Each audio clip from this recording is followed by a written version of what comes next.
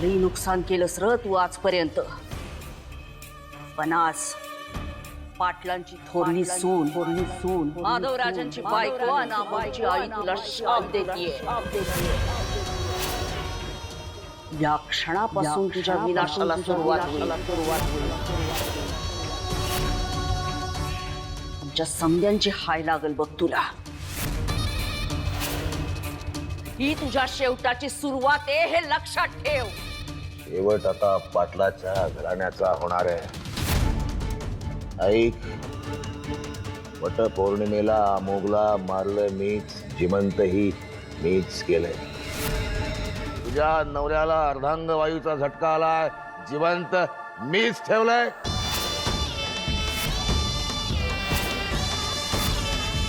माझ्या मेहरबानीवर जगता तुम्ही पाटील लोक। त्या क्षणी माझ्या मनात येईल ना तेव्हा पाटील संपतील त्यांच्या वाड्या सकट। अरे शक्य नाहीये ते आता। आर्या आणि काळूबाई दोघी बी येऊन द्यायला नाहीत। तुझ्या नादानं लई पाप केली रा आम्ही। आता पश्चातापाच्या आगीत जळायला आम्ही दोघं बी तयार आहोत। दादासाहेबांना जेव्हा तुझा चेहरा दिसल ना, जेव्हा त्यांना समजल ना, तेव्हा ते तुला जिद्द सोडणार नाहीत। तुझा शेवट जवळ आलाय, लक्षात ठेव।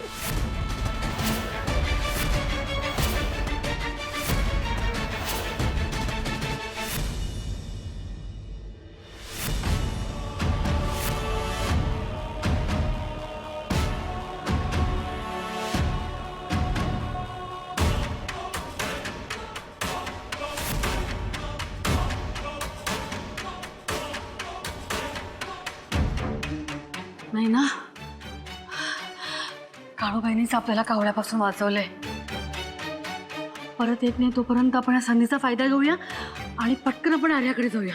हो चालेल। हा, मी हे पूजेचं पाणी तुळशीला घालून येते। चालेल, हे तर माझ्याकडे मी ठेवते। आलेच।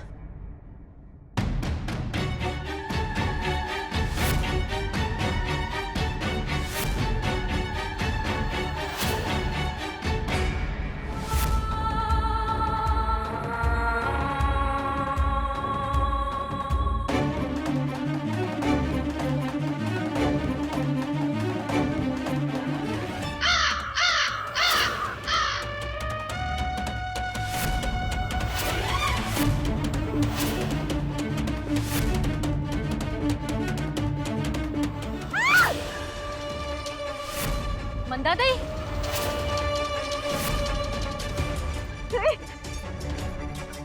अरे बापरे,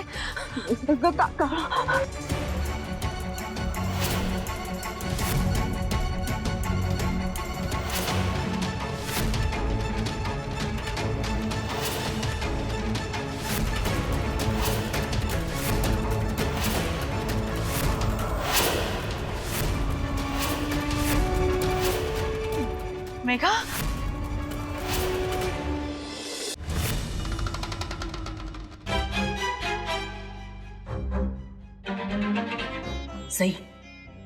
सई तू इथं नको थांबू ग। अगं अमुकचं आणि तुझं लगीन झालेलं नसलं ना तरी तुझ्याबद्दल मला वाटतं ग अजून बी। ऐक माझं, या माणसाबरोबर राहू नको या चिखलात। तू बघितलंस ना त्याच्या भक्तांचा कसा वापर करून घेतो तो, त्यांच्या जीवाशी खेळ करतो, तुझ्या डोळ्यांनी बघतेस समद। ऐक माझं, चल माझ्या बरोबर चल। नाही, आर्यावर माझा सूड उगवल्याशिवाय मी जाणार नाही इथून। आणि ती गोष्ट फक्त गुरुजींबरोबर राहूनच शक्य आहे। असं काय करतेस सई? ऐक ना ग माझं। अगं तुझ्या जीवाशी बी खेळलेला माणूस, चल माझ्या बरोबर, ऐक माझं, चल। नाही, ठीक आहे, पस्तावायचंच असेल तर पस्ताव। माझी निष्ठावान शिष्या आहे ती।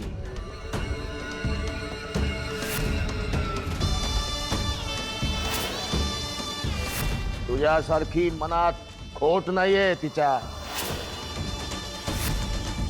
तुला म्हणालो भुयारात उडी मार, जीव गुदमरतो तुझा। तिला म्हणालो भुयाला उडी मार, कुठलाही विचार न करता, जीवाची पर्वा न करता तिने उडी मारली. याला म्हणतात निष्ठा. बरं झालं आमची निष्ठा कमी पडली ते. त्यामुळे आज आम्ही जितते आहोत. आज वाटते रे तुझी भोळेपणाने भक्ती करत आलो आम्ही, पण आता नाही. आता मी जाणार वाड्यात आणि काळूबाईच्या पायावर डोकं ठेवणार. तेव्हाच मी शांत होईन. आता तुझा विनाश अटळ आहे हे तू लक्षात ठेव.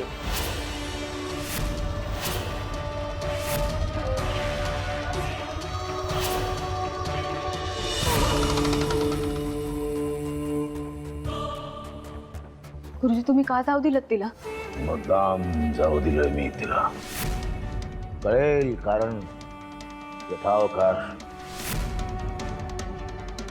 सावली सावली लाख्या सुराची सावली.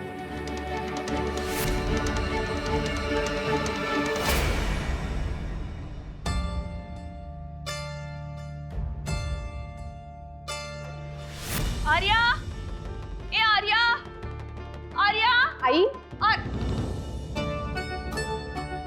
काय झालं आई?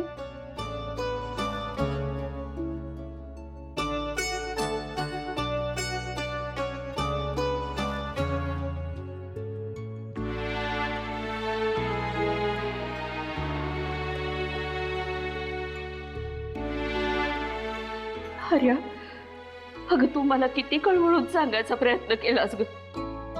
एवढी तुझ्या विरोधात वागत होते तरी मी या घराला सावरलंस, पण मी तुझं कधीच नाही ऐकलं आणि काळूबाईचं पण नाही ऐकलं.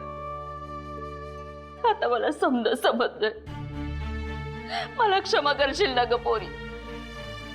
चुकले, खरंच चुकले. आई अहो काय झालं? हे बघ, मला आता समज कळले, आणि ते बी कोणा आयऱ्या गैऱ्याकडनं नाही. खुद्द इराटनीच त्याच्या तोंडून समज सांगितलंय मला. काय? वय कसा त्याने माझ्या सासऱ्यांचा जीव घेतला, अमोकचा जीव घ्यायचा प्रयत्न केला, आणि आता दादासाहेबांवर मी घाला त्यानेच घातलाय. आणि हे समज त्याने स्वतःच्या तोंडून कबूल केलंय. पण मला हे समज कळायला लई उशीर झाला ग. पण त्याला सोडणार नाही मी. लईच उशीर झाला. पण मला माफ कर पोरी, आणि त्या काळूबाईला बी मला माफ करायला सांग. आई अहो काय करताय तुम्ही? मी आई म्हणते तुम्हाला. हे बघा तुम्हाला सत्य कळलंय, पश्चाताप झाला, यातच सगळं आलं. नाही मोठ्या मनाची आहेस बघ. आज मला कळलं माझी सून खरंच लक्ष्मी आहे बघ. नुसतीच माझ्या घरची नाही, या गावाची बी लक्ष्मी आहेस. माफ कर पोरी मला. आता या घराला आणि या गावाला इराटपासून तूच वाचवू शकतेस बघ. मी एकटीनं नाही, आपण सगळ्यांनी मिळून हे काम करायचं. आणि आता तर माझी ताकद 100 पटीनं वाढली. अमोघला काळूबाईची प्रचिती आली आहे. तुम्हाला तिचा महिमा कळलाय. आणखी काय हवंय? आई याच दिवसाची मी वाट बघत होते. विराटच्या काळ्या छायेखालून आपलं घर मला आता मुक्त करायचं, आणि त्याच्यामुळे तुमच्या डोळ्यात आता कधीच अश्रू येऊ देणार नाही. हा शब्द आहे माझा. आर्या, अगं किती सहजपणे विश्वास ठेवलास ग माझ्यावर. मी तू ज्या घराची तयारी केलेली असताना ती सगळं उधळून गेले होते ग हिराट स्तरावर. तरी मी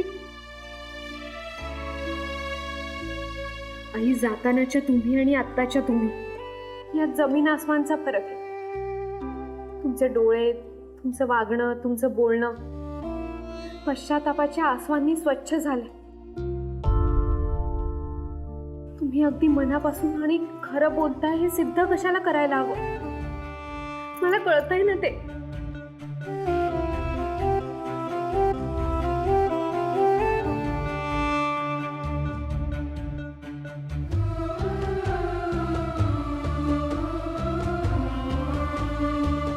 आज खूप वर्षांनी मोकळा श्वास घेतल्यासारखं वाटतंय बघ.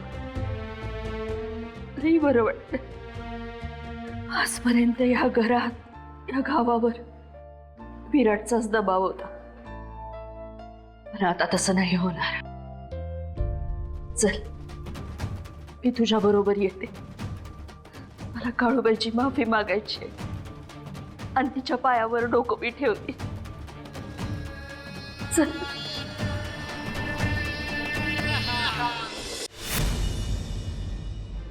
बघितलंच वहिनी, माझी शंका खरी ठरली. काळूबाईच्या पूजेचं पवित्र पाणी पडल्यावर तिचं खरं रूप दिसायला लागलं. हे सगळं किती भयानक आहे. माझा त्याच्यावरती विश्वासच बसत नाहीये. काय ग, कोण आहेस तू? कशासाठी आलेस इथे? मी आता नाही सोडणार आहे तुला. बोल.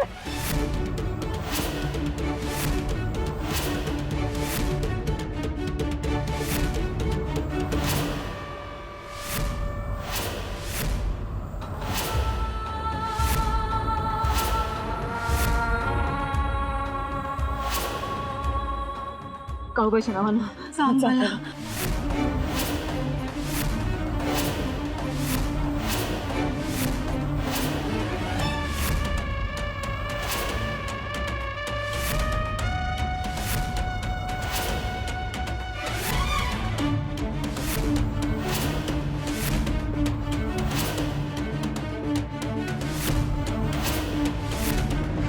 काय ग, तुझ्या काळ्या शक्तीचा प्रयोग करायचा प्रयत्न करतेस आमच्यावर? नाही टिकावं लागणार त्याचा इथे. मला आधीपासूनच काळूबाई संकेत देत होती, पण आता तर तुझं खरं रूप आलंय आमच्या समोर.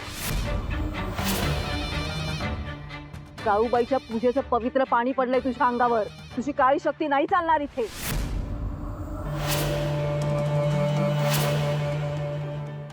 मेघा, अगं माझ्या मुलाने तुझा जीव वाचवलाय. आम्ही तुझ्यावरती किती प्रेम केलं. तुला तर आम्ही सून करून घेणार होतो. मग तुझं सगळं असं निष्पाप वागणं खोटं होतं. तू आमच्या अशा साध्या सरळ माणसांशी असं वागली. तुला काळूबाई याची शिक्षा नक्कीच देईल. वहिनी, काळूबाई तर नक्की शिक्षा देईलच, पण आता आपण हिला पोलिसांच्या हवाले करूया. म्हणतात त्या मला माफ करा, दया करा माझ्यावर. मला हे सगळं नाईलाजाने करावं लागतं. थापा नको माणूस. कोण विश्वास ठेवेल तुझ्यावर? नाही म्हणतात त्या, मी खरं बोलते. तुम्हाला मी सगळं सांगते. तुम्हाला खरं कळलं की माझ्यावर विश्वास बसेल. माझं कुटुंब म्हणजे काळूबाईचं निस्सीम भक्त. पण एक दिवस आम्ही विराटच्या विरोधात गेलो आणि त्याने माझ्या कुटुंबाचं अपहरण केलं. आणि आता त्यांना सोडवण्याच्या बदल्यात तो माझ्याकडून अशी वाईट कामं करून घेतो. आणि विराटने मला सांगितलं की पुरोहित कुटुंबाला संपवायचे. ते काम त्यानं मला दिले. आणि जर मी तुम्हाला नाही संपवलं तर तो माझ्या कुटुंबाला संपेल. मला माफ करा. खरं म्हणजे माझा विश्वास बसत नाही तुझ्यावरती, पण आता हिला आपण आर्या पुढेच घेऊन जाऊया. तीच काय तो हिचा निवारा करेल. तिच्या पुढे तुझी डाळ नाही शिजणार.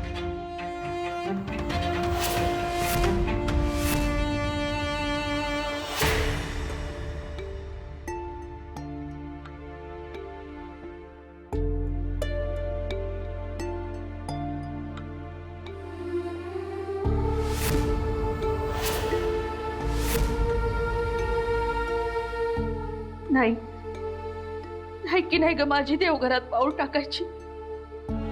आजपर्यंत काळू आईला नाही नाही ते बोलले. जी या घराची तारणहार आहे तिलाच मारेकरी बनत आले. आता कुठल्या तोंडानं माफी मागू ग? आई, अहो काळू आई आहे ती. मुलं कितीही चुकली ना तरी जेव्हा त्यांना पश्चाताप होतो तेव्हा ती त्यांना पोटाशी धरते, कधीच दूर लोटत नाही. अगं पण आणि अहो तुम्ही जाणून बुजून काहीच केलं नाहीये. विराटच्या प्रभावाखाली आलात म्हणून तसं वागले. पण आता विसरून जाते सगळं. तिच्या पायावर डोकं ठेवा. तुमचा सगळा ताण ओसरून जाईल. या.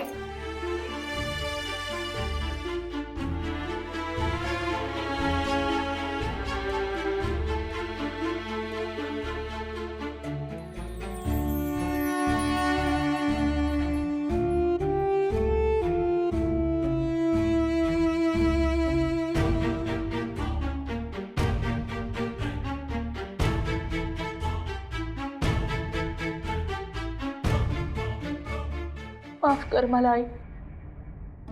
या घरची मोठी सून असून आजपर्यंत तुझ्या बाबतीतली कुठलीच कर्तव्य मी पार पाडली नाही. हर वेळेला तुझ्या नावानं खडं फोडत आले, पण आज मला माझी चूक कळली. मी वाईट वागून सुद्धा तू माझ्या कुटुंबाचं रक्षणच करत आलीस आई. आज मनापासून तुझी माफी मागते. शरण येते तुला आई मी. मला माफ कर.